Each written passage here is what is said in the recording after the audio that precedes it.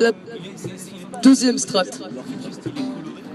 La prochaine strate que je devais passer était ce qu'Isma m'avait décrit comme la rencontre avec Lucifer. Donald était pleinement son démon, l'avait toujours été. Entretenait une relation amoureuse avec ce dernier. Il avait fait le choix de s'y abandonner de toute son âme et de soumettre les masses à sa folie. Nous étions de nouveau remontés au petit matin. J'avais passé la nuit à rêver dans la dimension blanche pendant que les musiciens jouaient sans s'arrêter, incapables de trouver répit, dans les salles du mixage ultime. Les mêmes chercheurs que d'habitude, sauf pour un homme très grand, au visage beau et doux et aux cheveux bouclés blancs. Il portait un col roulé noir en cachemire qui valorisait son petit ventre bombé de vin rouge. La première fois que je l'aperçois, il a l'air d'être quelqu'un de faible. Donald le salue et il répond par un clin d'œil, se lève doucement de son fauteuil en cuir comme si cela lui coûtait un effort suprême et s'avance pour me serrer la main. Ces dernières sont massives, cicatrisées par un travail de labeur. Il ouvre la bouche et dès qu'il prononce ces mots, la perception que j'avais de lui passe de la faiblesse à un morceau de roche immuable. Je suis Plinio Excami, docteur en philosophie. Je discerne un accent portugais englouti dans une voix grave et rocheuse.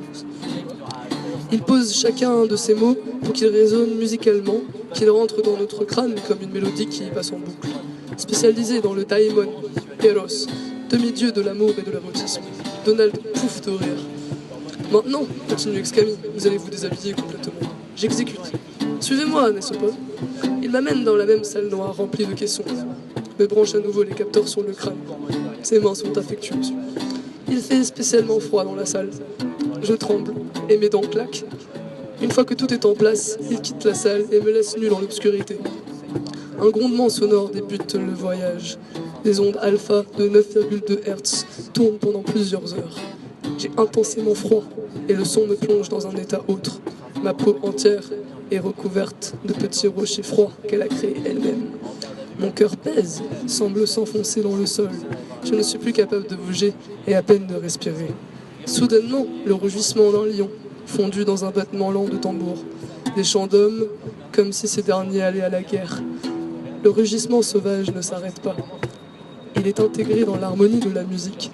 Je commence à ressentir le désir intense pour quelque chose que je ne saurais définir. Le dispositif de cette salle noire est tel qu'il est impossible pour moi de ne pas ressentir la musique de tout mon être, placée parce que les 6 murs qui m'entourent en dégagent. Je me fonds en la musique même, en constitue un élément nécessaire. Je suis ce rugissement et ces chants nourris par la haine de l'ennemi. Le désir est de plus en plus fort, inassouvissable. Me prend et fait de moi rugir aussi. Et si je ne croque pas dans ce désir, alors j'exploserai de souffrance. Le serpent de la violence commence à s'entrelacer autour de ma colonne vertébrale. Durant des jours et des jours, je traverse la guerre, sans pouvoir un seul instant m'extraire de la salle noire et échapper à la musique. Ma souffrance est différente de lorsque je devais purger mon identité sociale.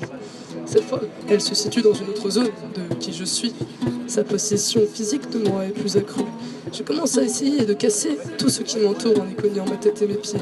Du sang sur les murs discernables dans l'obscurité. Une envie de destruction omnisciente. Et si je le pouvais, je sortirais dans les rues de la ville et sauterais sur chaque entité que je perçois et en ferais descendre. Jusqu'à ce que je trouve cette chose qui m'assouvira enfin et freinera. 1 minute de cette folie. J'enchaîne les cigarettes à l'infini. L'instant où je les allume me procurant une sorte de respiration. La musique ne s'arrête jamais. Ils y ont maintenant intégré des pleurs et des rires démoniaques, des femmes qui s'entremêlent. Je ne peux plus supporter. Si je pouvais me tuer, afin de me libérer de cette souffrance, je le ferais.